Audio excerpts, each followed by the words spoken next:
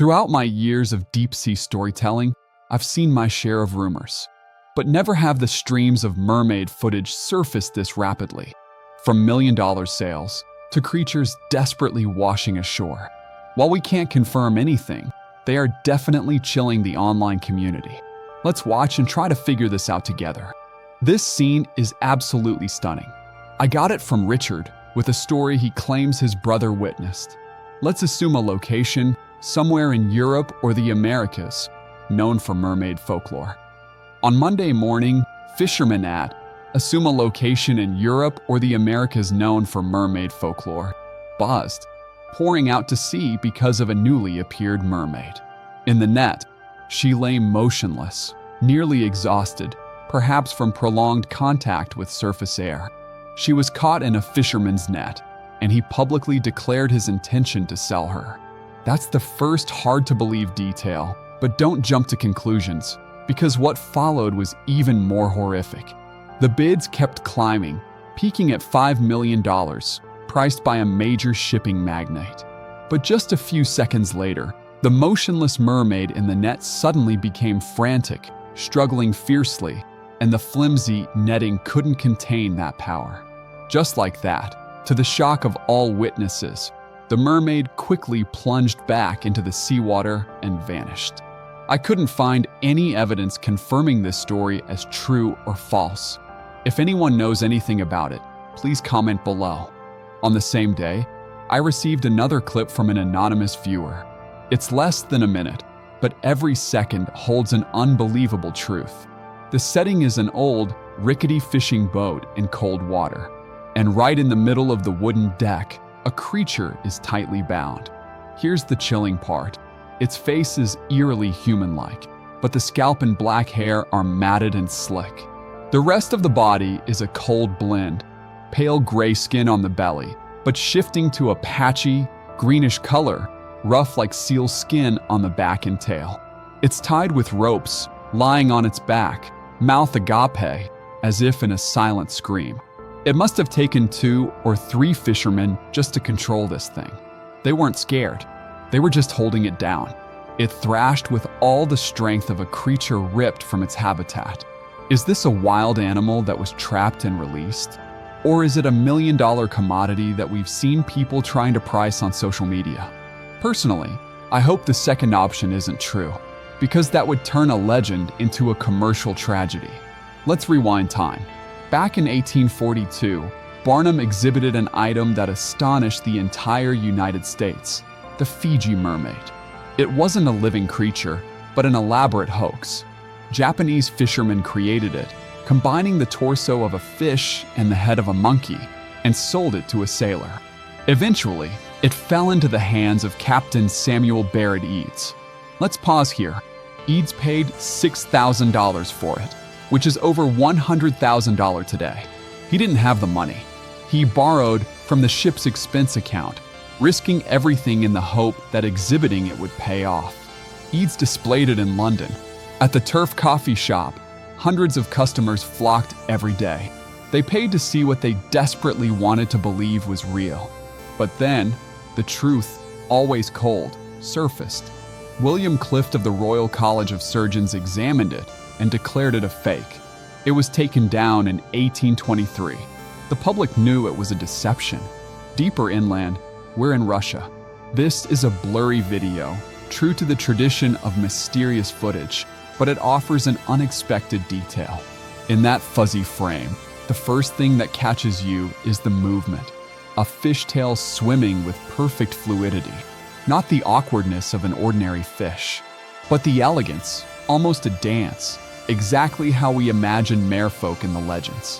When zoomed in, the image is very blurry, but you can still see a dark silhouette wriggling its tail. Given the blurry video quality, the possibility of faking it, especially at the time it was filmed, is very low. But it's not enough evidence to confirm it's a person or just an extremely rare, large fish we've never encountered. However, one detail turns the whole story around. It appeared in a river. This is a major shift. We always thought these creatures needed the depth, pressure, and vastness of the ocean.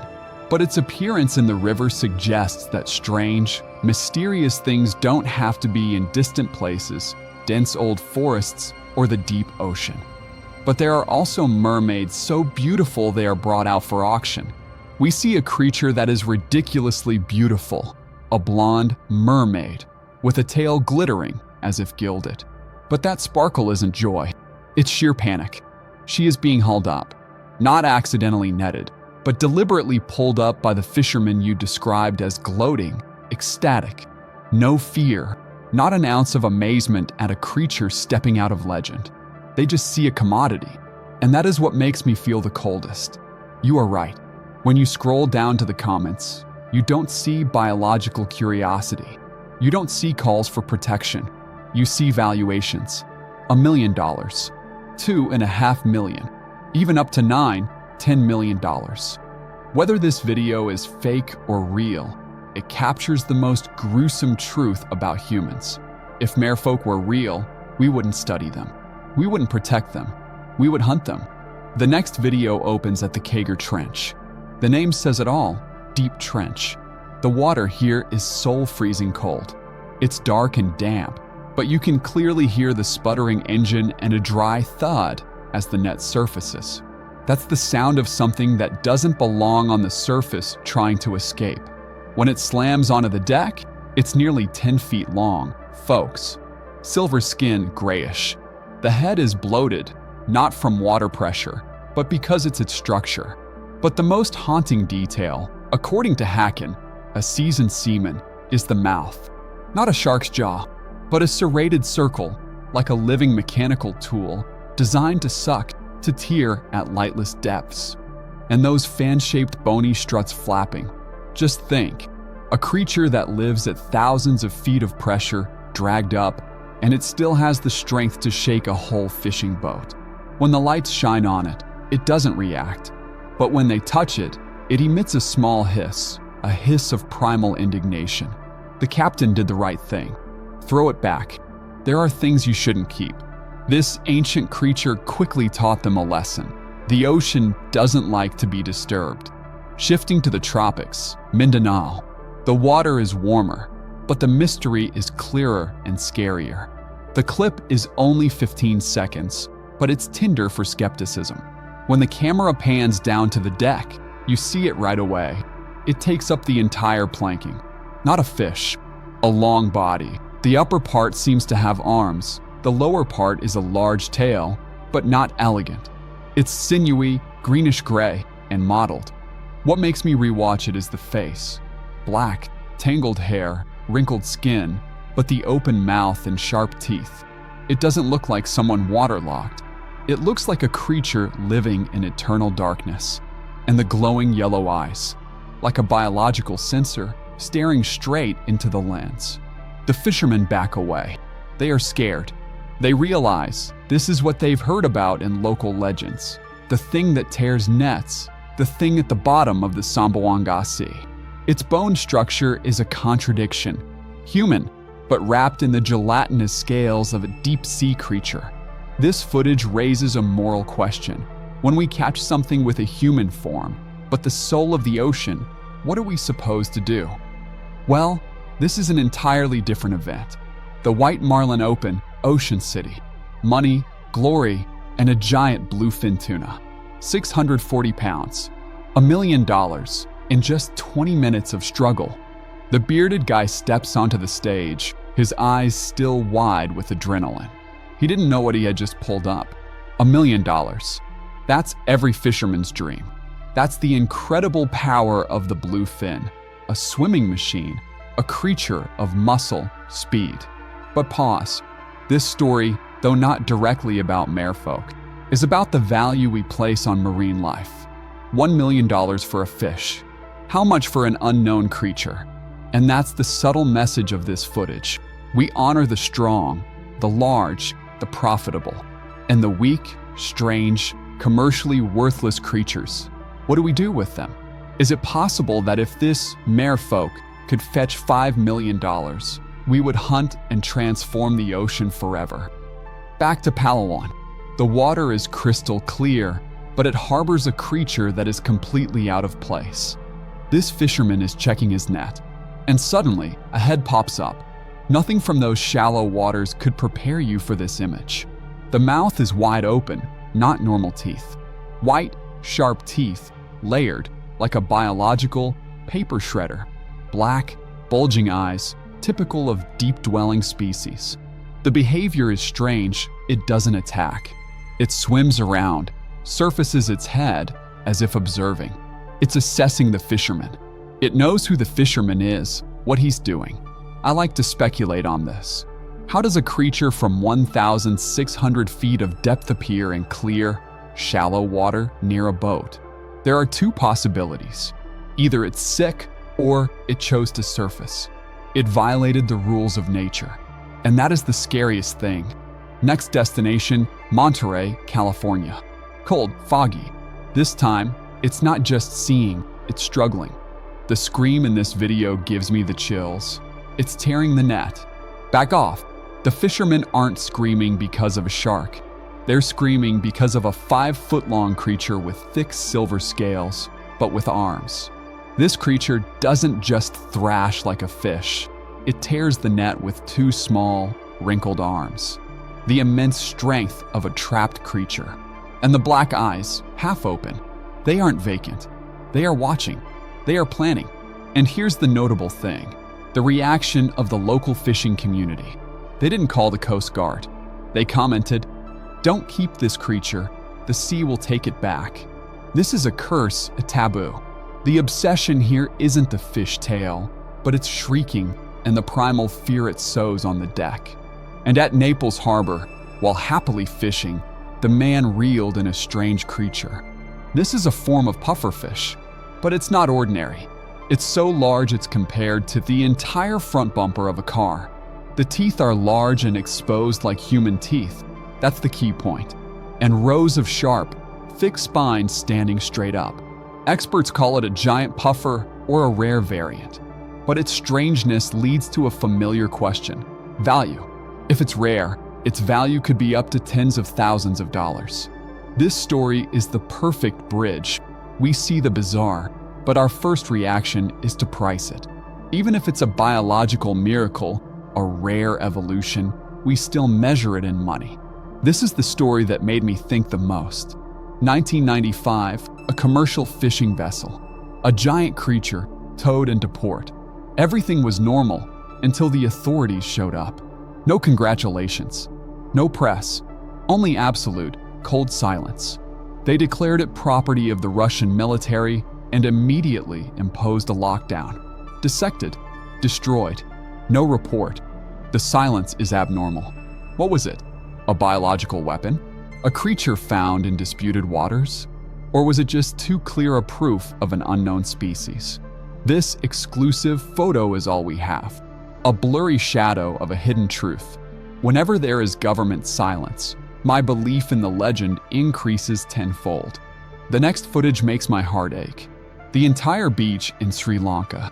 A crowd gathered, not for sightseeing, but to look at a creature slowly dying. It lies face down on the sand, its tail only lightly flapping, gasping for life. When a man touches it with a stick, it springs up with a weak hiss, a hiss of despair, not anger. The most haunting detail is the hypothesis surrounding it: pollution. It washed ashore on its own, trying to escape its own kingdom because we poisoned it. If this is a creature of legend, it brought us the most painful warning. What we are dumping into the ocean is killing even the deepest mysteries. It's fading right before everyone's eyes. That is the final image of the merfolk, vanishing along with our hope for a clean ocean. And after those heartbreaking images, we face the sophistication of humans again. This video made the whole social media stop breathing, and I understand why. The creature's body lies there, every detail gruesome and too real.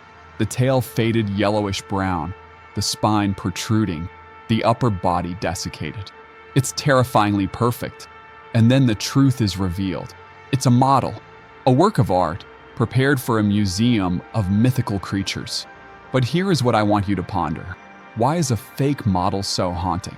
Because it touches our deepest beliefs. If an artisan's imagination can create something that looks so real, then out there, could the real version be 1,000 times scarier or more tragic? And in Durban, South Africa, an incident that stirred up the entire community. A childlike creature, lying unconscious in a circle of onlookers. Small face and body, but the tail is complete, with fins. A baby merfolk. The chilling detail, every time someone touches it, the tail trembles slightly. It's still alive, but helpless. The first question that pops into my head is, where are its parents? If this is their child, then under the vast ocean, there aren't just solitary creatures, but possibly a community, a world with families and lives we have never touched. This child's appearance is an accident, a door opening to a world more complex than we imagine. What do you think? Is this video real or staged? Let's revisit Test 2008, a classic example of what we fear when we talk about cover-ups. The clip leaked, rumored to be classified material. A family strolling through a darkened aquarium, and then a phantom darts out from the tank. Two scaly hands slam against the glass. Screaming. Panic. Even though it was later confirmed fake, what does its spread tell us? We revel in the idea that some mysterious force is locked up, being experimented on, and it's desperate to break out for revenge. Is that the fear of the truth, that someone has caught them, is even holding them captive, and the reckoning is inevitable? Who created the image of a caged merfolk so authentic and terrifying, if not imagination based on what humans have done before? This is an incident that silenced the community. Hurricane Faye, 2008, Florida. Amidst the fallen trees, a strange body. Dried up, scales hardened, arms withered. A desiccated corpse, not typical decomposition. Many believe it's fake, but image analysts assert the footage is completely real. And the final detail, the person who filmed it disappeared. The body disappeared. The storm didn't just sweep away trees and houses. Could it have swept ashore an unknown creature, carrying its secret, and then both were swallowed by the silence? Now, let's go back to the open ocean, the biggest, darkest, and holder of the oldest secrets. This is the footage that makes everyone question natural history. A colossal shape, moving slowly, yet with the form of a T-Rex. Is it real? Or is it a trick of the light? But think about it. If an ancient fish species can survive in the abyss, why couldn't another giant marine reptile? The ocean is the perfect sanctuary. It's stable, dark, and untouched by man. If this T-Rex shape underwater is real, then the stories of merfolk, the half-human, half-beast evolved creatures, have even more foundation than ever. Could merfolk be the descendants of an ancient aquatic evolutionary branch, surviving alongside this T-Rex shape? It turns legend into a terrifying possibility. And what about Norway? A fleeting encounter, but full of the feeling of being violated. A tourist is walking along the coast, and then a fragile, slender body surfaces. It's not clear, but enough to see it doesn't belong to the creatures we list in textbooks, and it darts into the dark tunnel under the bridge. This is the key detail. Secret passages, like the old stories of water nymphs living in caves or under lakes. This creature didn't just appear, it retreated into its secret domain. He felt watched, as if he had accidentally stepped into a conscious world, a world that is vigilant. And we end our journey in British Columbia. These waters always contain the strange. The surface swells, the silence of the people on the boat, only the sound of the waves remains. A large, sleek body moving smoothly. Smooth, yet powerful. A sea lion? A sea elephant? But it doesn't match. Like many legendary half-human, half-beast creatures, it's too real to mistake, yet too strange to explain. This encounter is brief, but the haunting feeling lasts. That is the nature of mysterious creatures. They don't need to stay long to prove their existence. It leaves us with a simple question. Could British Columbia be the hiding place of an unrecognized semi-aquatic creature, a species that has learned to live between two worlds, and is the very origin of the ancient tales of merfolk? Whether true or false, the 20 pieces of evidence are enough to give us the chills about the ocean and its mysteries. Follow me, because we have so much more to discuss.